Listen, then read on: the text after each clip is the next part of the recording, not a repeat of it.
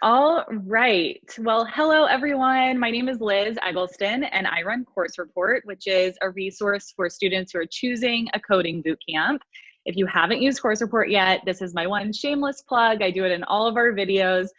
We have thousands, over 20,000 alumni reviews on Course Report, Q&As with students, instructors, everything that you need to choose a coding bootcamp that's right for you. And as you know, because of circumstances currently due to COVID-19, a lot of boot camps are moving online. So for the next few weeks, we are going to be sharing insights into online bootcamp classrooms. And today, Philip Troutman from Codesmith is here to walk us through the Codesmith online bootcamp. Thanks for joining us, Philip. Thank you very much for having me, Liz. So usually Codesmith is in LA and New York, but because of the current circumstances, Codesmith has moved entirely online and they're doing their full-time immersive and their part-time immersive remotely. So Philip is going to walk us through the differences between Codesmith online versus in person. He's also going to share his screen to give us a tour of the Codesmith online classroom. And he'll share some advice for students who are trying to really excel in an online boot camp, which I'm sure you are, and actually, get a job when they graduate. So Philip, thank you so much for being here. So you are the Director of Curriculum and Instruction at Codesmith. Can you tell us just what that means? What are you doing at the boot camp every day? Yeah, so a high-level overview of what I do is I oversee the development of curriculum and obviously instruction across all of the programs that we have at Codesmiths, meaning the immersive programs in person, our newer online programs that we're developing and have already launched some of them, our prep programs, and all of those kinds of pieces across the entire whole of what Codesmith is. Okay, so how did you learn to code? Like, you're now the Director of Curriculum and Instruction. How did you get here? I mean, I've been interested in technology since I was young. This was something I was always interested in high school, and then moving into college, I studied CS. Before Codesmith, I worked for the Department of Homeland Security for the better part of 7 years or so, and I focused on technical advising and leading through different security related hardware and software applications. But I found myself not really being completely fulfilled in that type of role, which is ultimately what led me to start looking into other avenues when I found Codesmith. Tell us about Codesmith's reaction to COVID-19. I know a lot of schools are moving online, but what else have y'all done during this time? What's up over there? Yeah, that's obviously a situation that Codesmith takes very seriously, the COVID-19 situation. And when it comes down to it, at the top of our priority list is the health and the safety of the team and the residents and everybody that's involved at Codesmith, which is why as of March 12th, just a few weeks back now, we made the decision to make the transition to all of our in-person workshops and our in-person programs to transition fully into remote. But we were very fortunate in that sense because we've been doing remote programs for the last 2 or 3 years now with things like CS Prep, who is led by various instructors like Ariel. We have JSB, JavaScript for Beginners, which we've launched a while back as well. The part-time remote immersive program, which is led by Shane, who, Liz, I think you've interviewed before as well, which is just this wealth of amazing instructors that have already started building this really vibrant community in the online space. So that transition that we had to make from our immersive in-person programs into that remote setting actually fell really, really naturally. But that's kind of what's going on right now. No, that's great. I mean, it's really helpful to already have had that online classroom like infrastructure set up. And you're totally right. We talked to Shane about the part-time remote immersive, I think a couple of months ago. So it's not just that you're taking Codesmith in person online for the time being. This is something that will be available in the summer. Yes, absolutely. So, the broader goal of this has always been, even before the COVID-19 situation, was the goal of bringing that signature style of curriculum and instruction and engagement to that broader community of people that were not, physically in Los Angeles or New York. And the part that the Petrie, we call it the Petrie program, the part-time remote immersive program, was the first big successful step in that direction. It's been highly successful over the last almost 10 weeks now. We have residents from Australia and from Malaysia and from Canada and all over the world, but there still is that group of folks that are still looking for that more online, full-time immersive experience, which is why we're, very excited to be launching our Petrie full-time remote immersive program sometime this summer. And so I guess, as you've seen students kind of shift into remote learning over the last few weeks, and maybe even looking at, what those remote immersive or the part-time remote immersive students have done, like what are the most successful students doing as they shift to remote learning?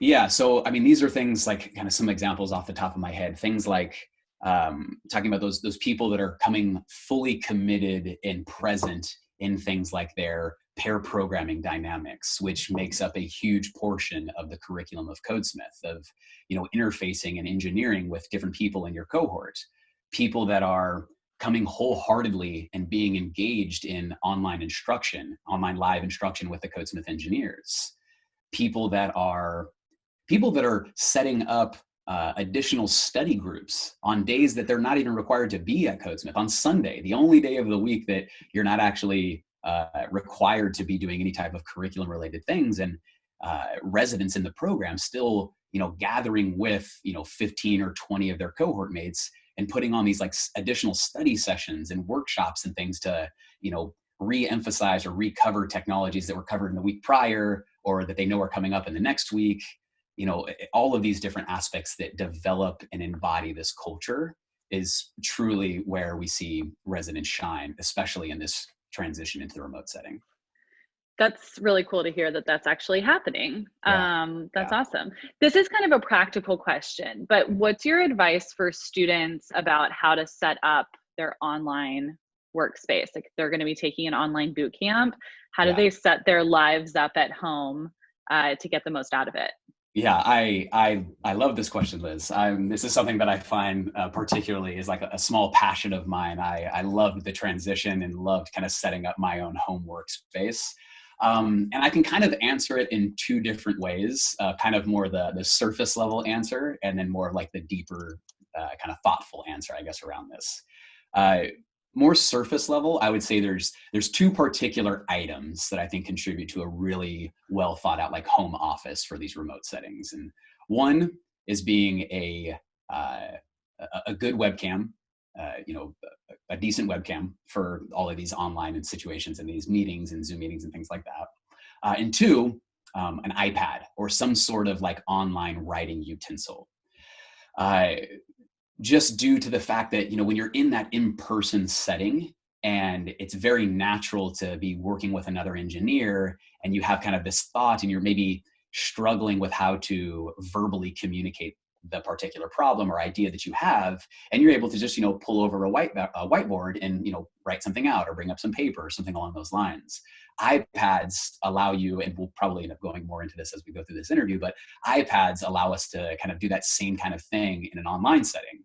And which is also one of the reasons why all of our remote programs, the current ones that are happening and future ones, we provide an iPad for each of the residents in there to make sure that there's still that fluidity of communication between the different residents in the program. So that's kind of like my surface level answer, like the actual items, I would say. But I would say from another perspective, that's going to be a very different answer for everybody. Everyone's going to have their own particular needs when it comes to that home office setup. I would say overall, you need to set up your office or set up your work environment to maximize your engagement in the curriculum, to avoid as many distractions as possible. So that can be something as easy as, hey, maybe you need to get a really good set of noise canceling headphones to not be distracted from, different noises that are coming around in your home. or maybe that's, getting a nice ergonomic chair or something that's, going to make it a little bit more comfortable for you to be in front of your computer for these extended periods of time. Whatever it ends up being, whatever you need to do to maximize your engagement and eliminate distractions so that you can be fully focused in what's going on in the curriculum, that's what you need to do. That is a really good point. I think a real desk chair is going to be my next purchase in online remote working. I bought a standing desk and it was the best money I've ever spent in my life. Best investment. And then how do you kind of ensure, especially you as you're thinking about all of these programs, how do you make sure that remote students don't miss out on anything that in-person students get? Like, are they still doing capstone projects? Are they still doing, demo days, career, networking opportunities? These are all things that I kind of think of as in-person aspects, but how are y'all doing those online? Yeah, that's another really good question. Something that I think has really been at the forefront of the Codesmith team's mind when creating these remote programs is how do we make sure that it is carrying over that same style of curriculum and instruction and engagement from the in-person into the remote programs. And I think it really does come down to taking those same values that we put so much of an emphasis on in those in-person programs and utilizing and choosing tools to achieve those same values in a remote setting. And I think that came down to a few different things when building out these remote programs, both the part-time and what is soon going to be the full-time that we're going to be launching this summer. It came down to a few things, a couple of which we've already mentioned, things like different hardware and software that just helps facilitate that type of curriculum better. So things like the utilization of Slack in different ways, GitHub, Zoom, hardware like, iPads and Apple Pencils for whiteboarding and things along those lines. But it also, that wasn't going to be enough in and of itself. We knew that there was still going to be some augmentations to the curriculum that we were going to need to intentionally set up to create the opportunities that normally you would find very naturally in the in-person program. So kind of like an example of this would be, me and you, Liz, are in the same cohort together and we're going through some unit learning about some technology, and me and you both love coffee and we find ourselves in the kitchen getting a cup of coffee, and I ask you, hey Liz, how did you go about solving that particular problem, or how are you doing with this particular thing? And that's just like a very natural thing that happens in an in-person program that doesn't naturally happen in a remote program. So we knew that there was going to be things like that we wanted to kind of inject and create in the curriculum. So adding things like, some training specifically for residents on how to be effective in a remote setting. What are things that you can do to intentionally build that culture in a cohort? Two, adding actual curriculum events for things like collaboration coding, where 90% of the curriculum at Codesmith is done in either a pair programming style or group projects with other engineers, et cetera. But creating an hour-and-a-half block every unit, every technology that you're using, where you're not just going to be sitting in a Zoom room with the exact same pair programming partner for 2 days, but at a certain point in time, we randomly pair that group up with another group or two other groups to kind of get more of that collaboration coding and create, albeit a little bit artificially, but create still that opportunity that me and you would normally get on just bumping into each other in the kitchen or something along those lines. It just has to be more intentional. Yeah, it has to be more intentional. When it comes to the networking events, we have in the in-person program, we have interview days at the end of the cohort where hiring partners come in and they interview our graduates for potential roles that they're hiring for in their companies. We've transitioned all of those pieces into a remote setting. So all of those pieces have been transitioned into an online version. And what kind of feedback are y'all getting from employers themselves? Because Codesmith has a great history of, getting students really good jobs. You're a big part of CIRR, and people can look up those outcomes and see, or getting your students, over $100,000 jobs. Yeah. What kind of feedback are you getting from employers now? And how do you continue to get folks jobs in this different world? Yeah, yeah. So there are some slight changes that we've been making and some additions that we've been making to the hiring support program, the things that are Mm. actually happening after a graduate graduates from Codesmith with check-ins and pieces along those lines. But ultimately, the hiring portion, the hiring program that takes place in the last few weeks of the cohort, well, it's kind of spread out across, but majorly focused on in the last few weeks of the program, hasn't fundamentally changed, because the same things that were true about that program before the COVID-19 situation when everybody were remote, those things are still equally as true today. And it's a very comprehensive piece of the curriculum, over 150 hours dedicated just to lectures and work and curriculum around how to make you the most effective interviewee after you leave the program.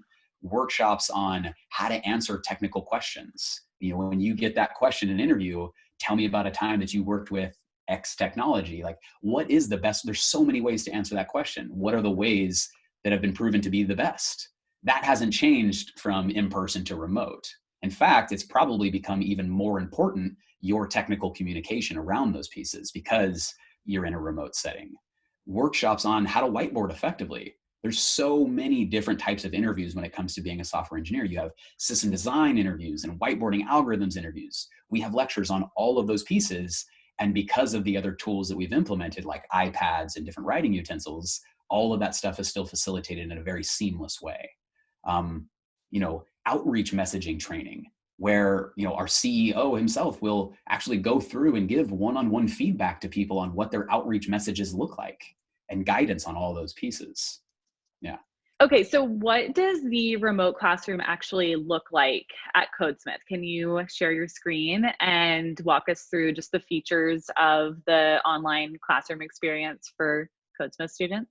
Yeah, sure. I can share my screen and I'll talk through some of the features specifically used in that kind of environment. And I'll also talk about a few other things that we probably don't have enough time to show you all the little aspects of it, but just things that we've thought about and we've utilized over, kind of this transitionary period. Um, like I was mentioning before, over the last 2 or 3 years, Codesmith has been developing these online workshops and programs. So we've gotten, tweaked all the little pieces of it to where we've set up this online classroom utilizing things like Zoom, which you're seeing now, utilizing iPads, which you'll see also in this screen share. I'll show you kind of how the iPad looks, and we're whiteboarding and kind of going through curriculum and lectures, but also utilizing different workflows on GitHub, Notability as the application that we use for whiteboarding on the iPad, and having that live environment and communication open between instructors and the residents that are actually receiving that instruction in the moment.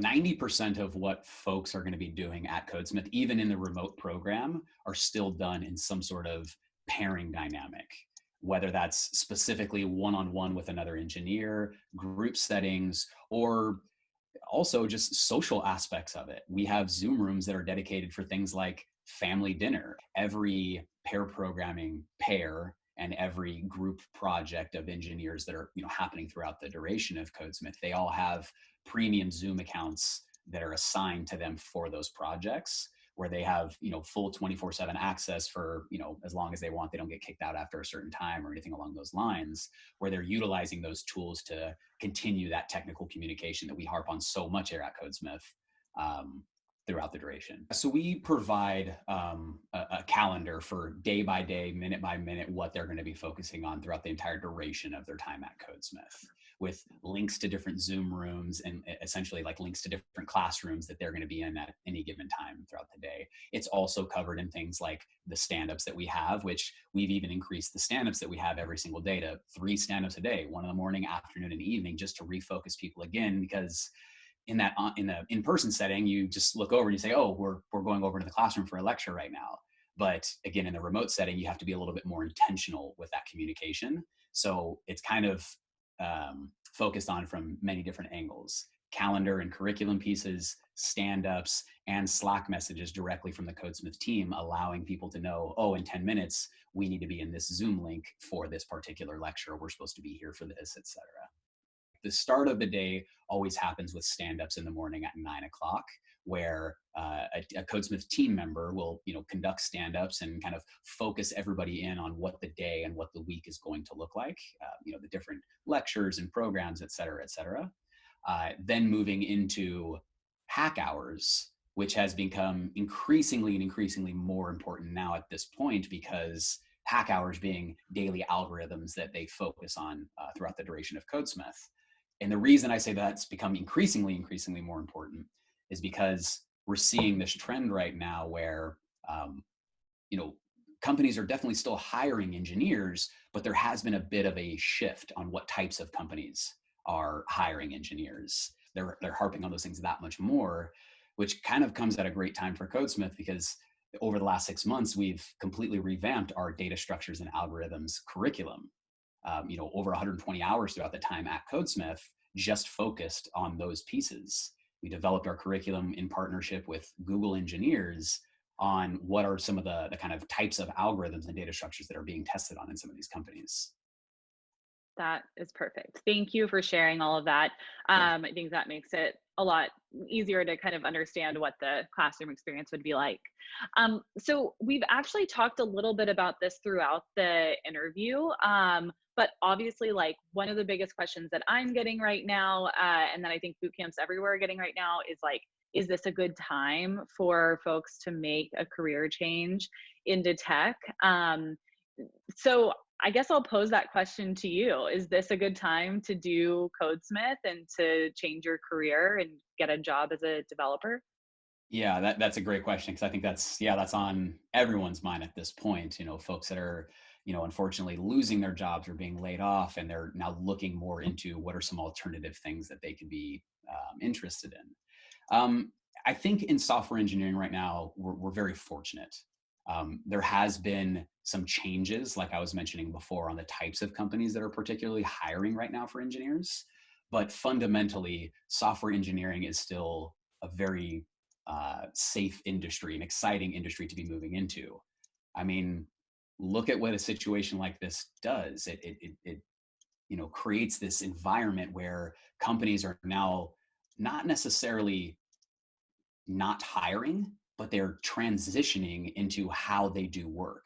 Zoom itself has gone from 10 million users to 200 million users in the matter of 8 weeks.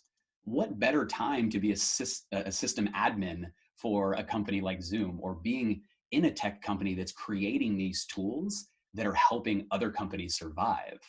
So I think fundamentally it's a great opportunity to be in an industry that was in a lot of ways set up to be the easiest industry to be remote. So 100% think that it's an amazing opportunity that we're in right now. That's really good advice. And I mean, someone who is maybe completely non-technical and has maybe gotten laid off during this time, and is looking into Codesmith, I think will very quickly see that you can't just like start at Codesmith tomorrow, and start changing your career tomorrow at Codesmith. So what is your advice for a complete beginner who's at home right now and is, on the beginning of their journey? Yeah, that's another. Liz, you're on point with these questions. Yeah, that's definitely something that we're seeing a bit of an influx in right now. People that are now kind of dabbling and trying to figure out, is this the right thing for them? Is this something that they're actually passionate about?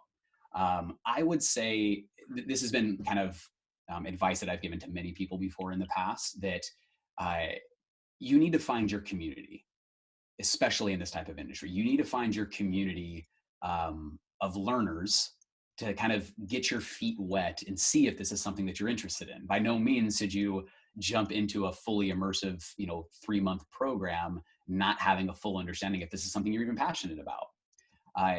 Preferably, that community that you find should be free, at least to get your feet wet, right? I would say, a great opportunity, again, this is a bit of a shameless plug here, but the CSX community that Codesmith has, that's our online learning platform, free for learning the basics of JavaScript. There is, again, a vibrant community there on Slack for CSX with over 4,000 users in the in the CSX Slack channel itself that help each other through these different pieces. There is free workshops and videos on CSX. So I would say if you're just now getting to the point where you're thinking about making that transition, find that community. Free, whether that's CSX or something else, but find that community and get plugged in and get your feet wet and see if that's something that you are interested in before making that next big leap.